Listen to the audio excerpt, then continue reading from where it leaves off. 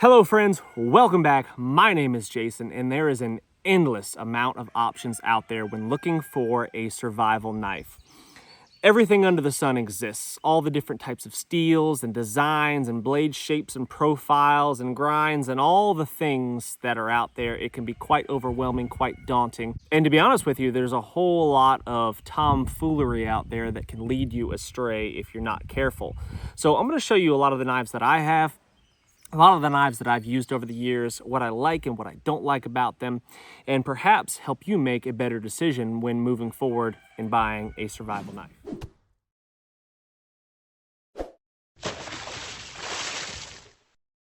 Now, before we get started, I am not your gear guy. I'm not the gear junkie that tells you how much everything weighs, and I'm gonna forget what types of steels a lot of these are made out of. I'm gonna be able to tell you from firsthand experience, however, what I like, what I don't like, what works and what doesn't work.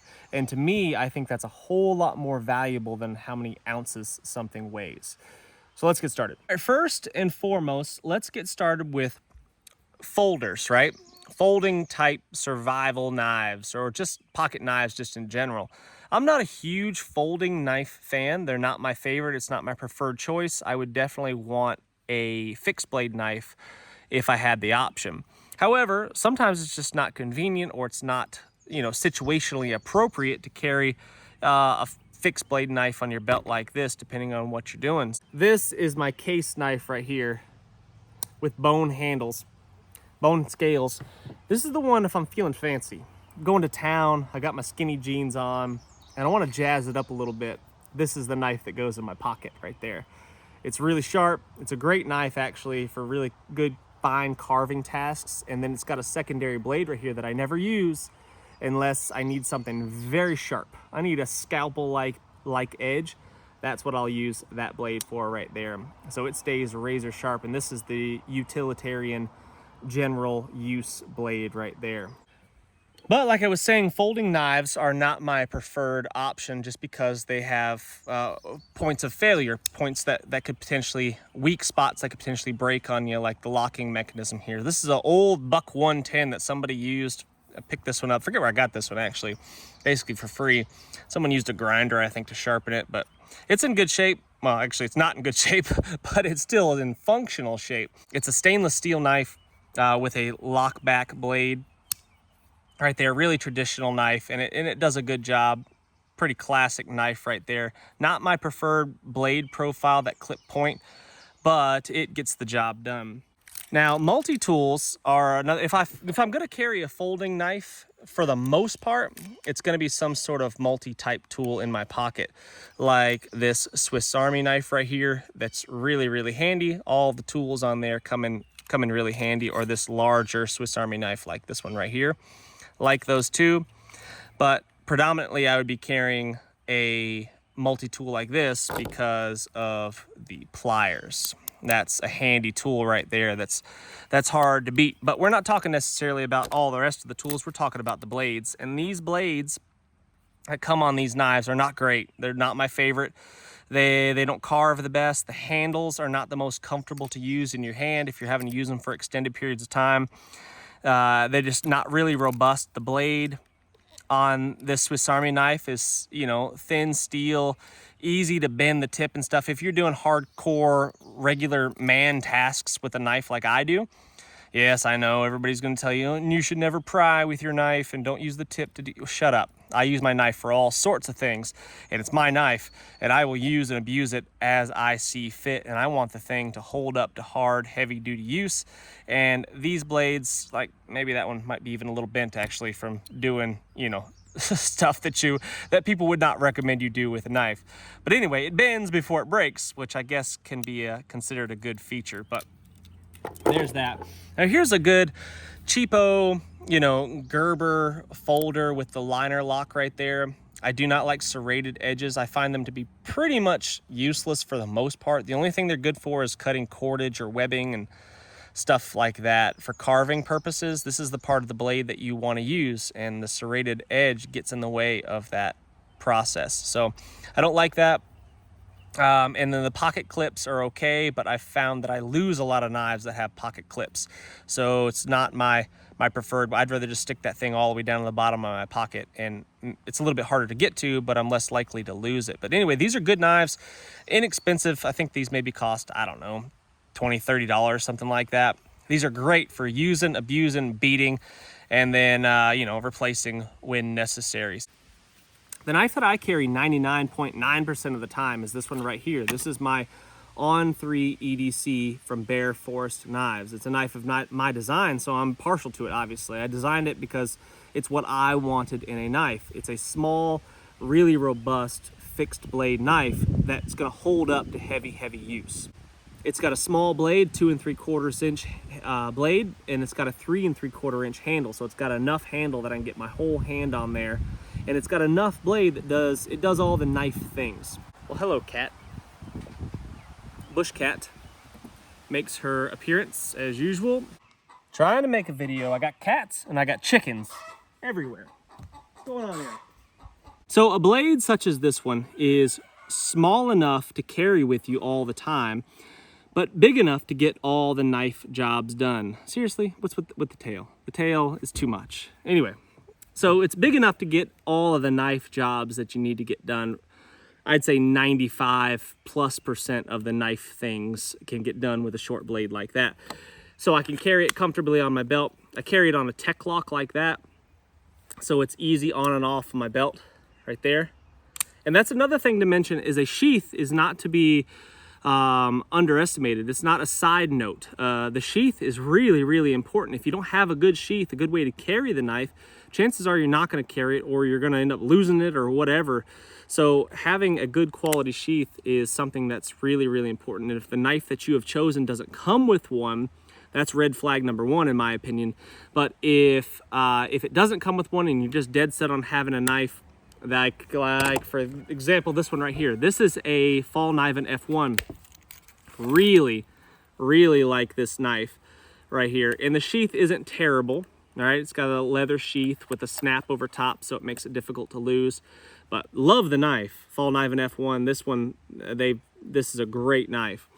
But the sheath isn't great, so I made a Kydex one for it. It's not on the table, but I had to custom make a Kydex sheath for it. And so, you know, as far as survival knives go, you're gonna hear everyone say the best survival knife is the one that you have on you in a survival situation, right? It's the one you've got, so you've got to deal with it. And if that happens to be, you know, a cheapo folder like this, then that's the best survival knife. If this is all you're willing to carry with you on a regular basis, then that is gonna be your survival knife.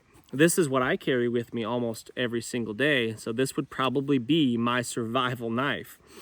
Would it be nice to have something a little bit bigger, a chopping machete type blade in a survival situation? Of course, but I'm just not going to carry it on my person. Is it going to be in my truck? Of course. Is it going to be nearby around the house and stuff like that? Yep, absolutely. But if I'm in a wilderness type survival situation where I'm going to need a knife to save the day, then it's probably going to be something a little bit smaller that it's portable enough for me to carry on my person. I would say be careful of the survival gimmicks, like the Rambo type knives. There's very few good ones out there like of that design. I would say for the most part, avoid anything that's labeled survival knife. For the most part, that's not 100% true, but for the most part, anything you see labeled survival knife is probably not going to be worth your time. There's a few exceptions, like this one. I think this is called a survival knife, the Fall Niven F1, and it may be used by the Swedish military. I don't quote me on that. But there's some others out there, like this one right here. This is an Ontario Air Force survival knife, I believe is what this one might be called. Solid knife, really robust.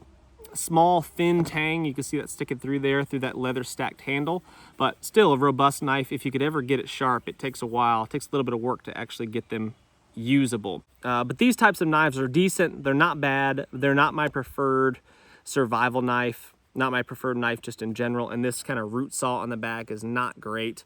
I tell you which one does have a good root saw, and that is the Glock field knife right here. This one.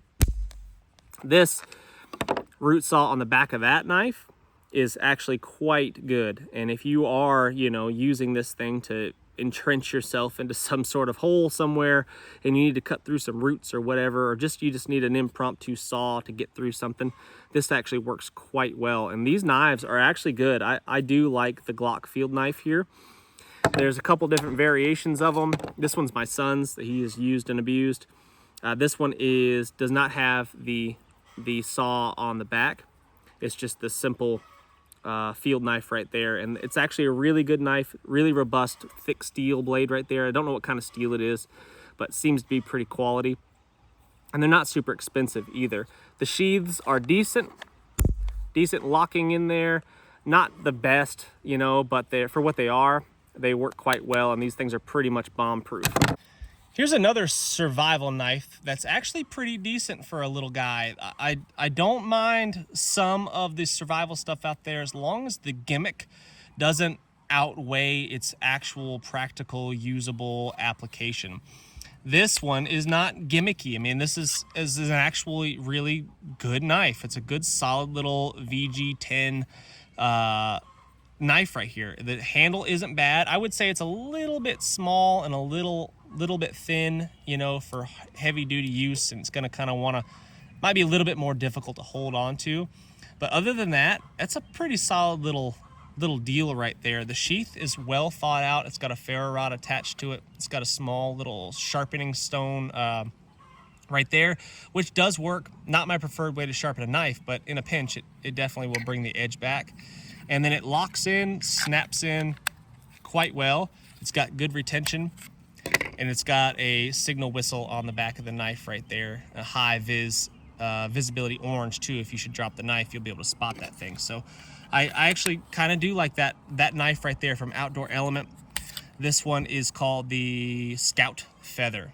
It's a cool little knife. So if you're looking for a survival knife in a small package right there, this one isn't bad. Good choice. Here's another one, really nice knife. This one right here has a built-in ball bearing system right there to be used as the bearing block for a hand drill fire, for friction, or not hand drill, sorry, bow drill fire, friction fire. And it works really well. Now, is it necessary to have a built-in, ready to go bearing block in the handle of your knife because you're planning? I mean, this is if you're planning on doing bow drill fires on a regular basis. For survival, I mean, if you have this much forethought to have that in your knife, you're going to have so many multiple different ways to start fires on you anyway. I feel like, you know, I don't think it's a gimmick. It definitely works. I mean, it's amazing how well that works. It's just, I don't know if it's quite necessary to have that in the blade of your handle. However, this is an amazing knife. This is a really good knife. This is the Tusk from Dozer Knives out of Arkansas. This knife was designed by Matt Tate, really good dude out in Arkansas, and this is a great knife. And the sheath that it comes with is quite good as well. I put the wrapping on there, the bank line cordage on there. But this is a really, really good knife. A little bit higher end, it's going to cost you a few dollars, but this is a very high quality knife right there, and I like the size of it a lot. I like the design. Very, very good knife right there. Now, there's some knives out there that have very specific designs for very specific purposes, and for a survival knife, that's probably not what you want. Like, for example, this knife right here is a skinning knife.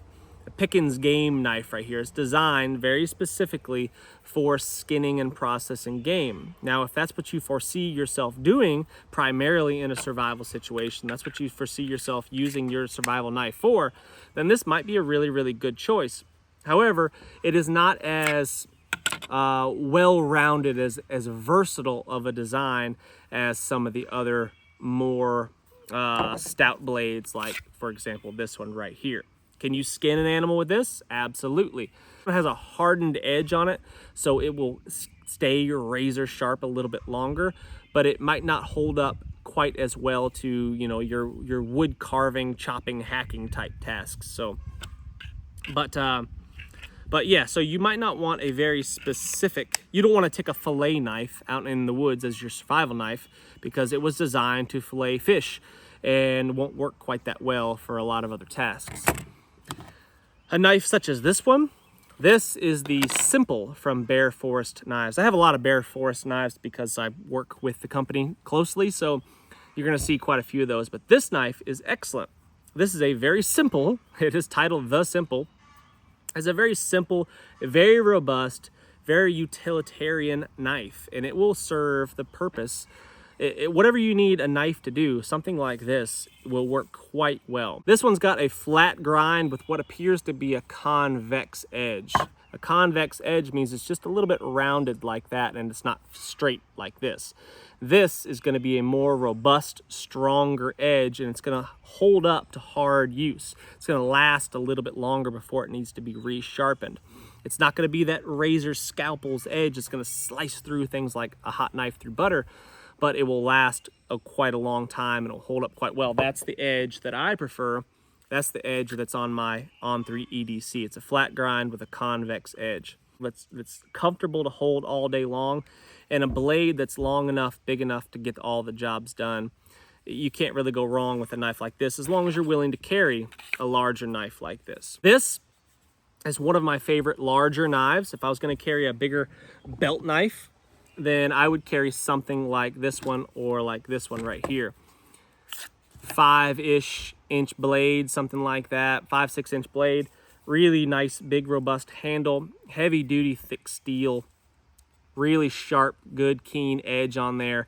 You can chop, you can hack, you can baton, you can beat the mess out of this thing and you're never gonna break it.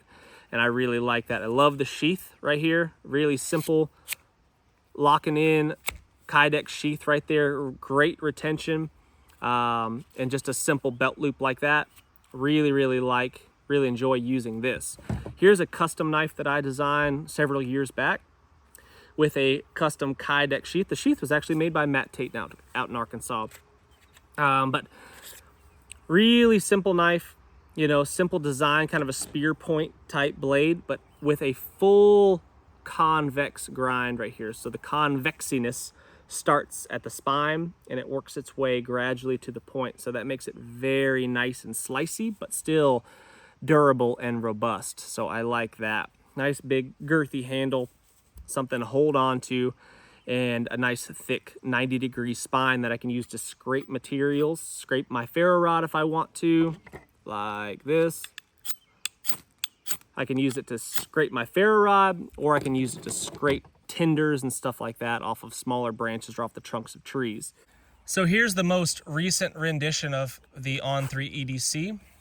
This one has a Scandinavian grind on there with a natural cordage wrapped handle. That Scandinavian grind, if you want to do fine carving, woodworking tasks, there is nothing better than a Scandinavian grind right there. That edge will allow you to do the finest, let me find a stick and I'll show you, effortless woodworking carving tasks. You can use the back of the blade right there if you wanted to scrape off this outer bark. If I'm wanting to make feather sticks for my fire, or I need to make some small notching, some sort of trap or something that I want to make, pieces to a shelter, or what, you name it, whatever. If I need to do wood crafting, that Scandinavian edge is hard to beat. There's just nothing more precise, nothing finer than that. It will do a much better job than a convex edge like that is on the standard EDC knife right here. This will do the job, definitely will do the job. It's just not as keen of an edge for woodworking tasks. It will hold up longer, it will stay sharp longer, and will get the job done. If I'm prying paint cans and using it for a screwdriver and I'm cutting, who knows what I'm doing. I was cutting insulation with it the other day. Who knows, it'll just hold up longer and last a little longer than this will right here. But if you want something that's gonna do really good carving job, a good carving job, then this is gonna be pretty much impossible to beat. So I do like Scandinavian grinds for that reason, but it's not my preferred for an everyday carry type knife. But for a survival knife where I foresee myself doing a lot of woodworking, you know, Scandinavian grind is not a bad choice, though. Like a lot of the Mora knives, the inexpensive Mora knives. Listen, those are great blades. They have been time tested and proven over the years, and they have gotten the job done for a lot of people for very little money. Now, I should definitely discuss the type of steel. The type of steel matters. While I'm not the gear junkie steel guru, it does matter though. If you're going to be in and out of the water a lot, if you live near the ocean where you're going to be in contact with salt water, you're probably going to want some sort of stainless type steel, because a high carbon steel is going to rust away really fast in that type of environment, unless you keep some sort of oil or grease on it all the time. Other than that, however, a high carbon steel, in my opinion, is going to be the way to go, because it's just going to be, they're the best. It's going to be easier to sharpen. It's going to stay sharp for a long period of time. And just a high carbon steel is just a good quality steel. So, and chances are, for the most part, you get what you pay for as well. So a cheap knife is going to have a cheap, low quality steel. A more expensive knife, for the most part, is going to have a higher quality steel. But again, I would go for something like a 52-100 or a 1095. That kind of steel is going to be what I would look for. I like 52-100. 1095 is a good base steel. Your typical bushcrafty knives are going to come with that. And that is a solid option for sure. How much money do you need to spend on a knife to get something worthwhile? It depends. It depends a lot. Like I was saying, the more knives, more companions, they're very inexpensive. They could be had for, I don't know, $20, something like that. I forget what they cost now. It's been a while since I bought one, but they're not very expensive. They're very inexpensive, and they work quite well for what they are. The steel is not as good. It won't hold up quite as well as some of your, like the steel on this knife right here. This is going to be a higher quality, stronger, more robust steel. But you're going to pay for something like this. This knife is probably $100, you know, give or take. And if, in my opinion, buy once, cry once when it comes to knives. I'm not a collector. I don't collect knives for the sake of collecting them and just holding on to them. Everything that I have, I use, or I have used significantly. I've used a lot. So if I'm going to invest money in it, like this is one of the first survival knives that I ever purchased, this fall knife in F1. When I was, I don't know, maybe, I was probably still a teenager actually when I bought this knife. If I remember right, I was probably still a teenager when I bought this knife. And I really weighed out my options. I looked at a lot of different catalogs and stuff, and shopped around a ton to figure out which knife was the one for me, and this one was a really good choice. I'm glad that I purchased this knife because it has lasted a long time, and I'll be able to pass this on down to my kids and my grandkids perhaps. So, but it was quite expensive. It was over $100 when I purchased this knife then. And I'm sure it hasn't gotten any cheaper. It's probably closer to $200 now if I had to guess. So buy once, cry once. Buy something that you're not going to regret. Stay away from the gimmicks as much as you possibly can. There's a few things out there. There's very few knives in my experience that are labeled survival knives that are worth having.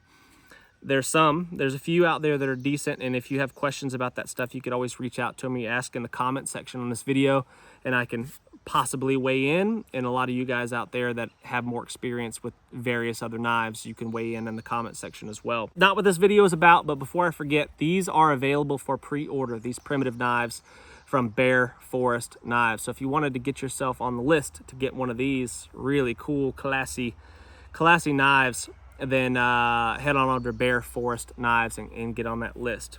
I don't know exactly what they're costing. I haven't checked. They'll be over $100. I just don't know exactly what they will be. So buy once, cry once. That's what I think about that. Anyway, the best survival knife is the one that works well for you, the one that you've used, the one that you have beaten the tar out of and it has held up and it has stood the test of time, the one that you're comfortable carrying all the time, because chances are if you end up in a survival situation, you're not going to be able to say, hold on a second, survival situation, hold on, grizzly bear, stop chasing me, let me get back to the house, grab my great big Bowie knife, and then we will resume. It's not how it works. You're going to have what you have, and if it's a folder like this that you're willing to carry with you all the time, then you had better know how to use a folder like this to get all the jobs done that you should require. So thanks so much for watching, guys. Share the video, hit the thumbs up, and subscribe if you haven't done so already. And I cannot wait to see you on the next one. Before I forget, a lot of people are always asking about knife maintenance and what I do to maintain my knives, and this is pretty much what I use for all of my knives all the time for all reasons. This is a Dia Sharp. Can you see that? Dia Sharp fine and coarse combo right here. One side is a little bit finer, or a little bit coarser, it's gonna remove a little bit more material using those diamonds, and then one side's a little bit finer, and I use this side 99% of the time. If you're just touching up a blade, you can wet this and it will make it last a little longer. It will keep the pores from getting clogged up and keep the diamonds still working. But if I'm sharpening my knife, I'm probably using this right here. This is a ready to go one-stop shop knife sharpening center for me. That's what I do. I don't do a whole lot of stropping or other fancy knife maintenance stuff. I want the knife sharp enough to get back to work, and that's pretty much it. So that's what I do. You do you.